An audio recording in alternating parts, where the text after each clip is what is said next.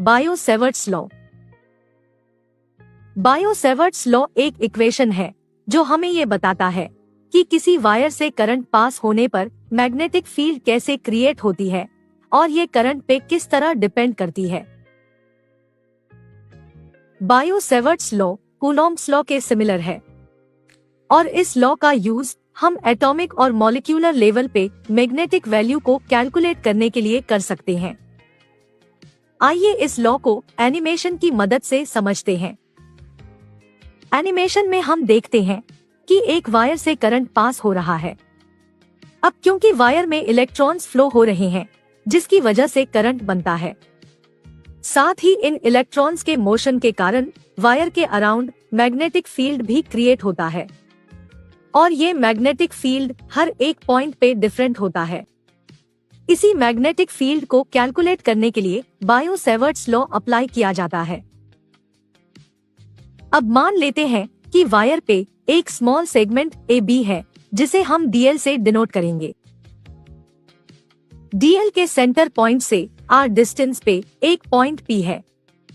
साथ ही ये भी मान के चलते हैं कि लाइन OP और वायर के बीच का एंगल थीटा है। अब अगर हम पॉइंट P पे मैग्नेटिक फील्ड कैलकुलेट करना चाहे तो हम बायो-सेवर्ट्स लॉ को अप्लाई कर सकते हैं। बायो-सेवर्ट्स लॉ के अकॉर्डिंग पॉइंट P पे लगने वाला मैग्नेटिक फील्ड वायर में फ्लो होने वाले करंट के डायरेक्टली प्रोपोर्शनल होगा।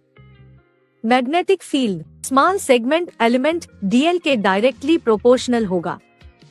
मैग्नेटिक फील्ड साइन एंगल के डायरेक्टली प्रोपोर्शनल होगा और मैग्नेटिक फील्ड पॉइंट P तक के डिस्टेंस R के इनवर्सली प्रोपोर्शनल होगा। इन सभी वैल्यू को कंबाइन करने पर हमें एक इक्वेशन मिलती है। इस इक्वेशन में डायरेक्टली प्रोपोर्शनल को सिंप्लीफाई करने पर हमें एक कांस्टेंट वैल्यू μ0/4π मिलता है, जिसमें μ0 की वैल्यू 4π × 10⁻⁻7 है। P पॉइंट पे जो मैग्नेटिक फील्ड फाइंड किया गया है वो स्मॉल एलिमेंट DL की वजह से है। इसी कारण मैग्नेटिक फील्ड की वैल्यू भी बहुत स्मॉल है और इसे हम dB से डिनोट करते हैं। साथ ही मैग्नेटिक फील्ड एक वेक्टर क्वांटिटी है तो हम इसे कुछ इस तरह से भी रिप्रेजेंट कर सकते हैं।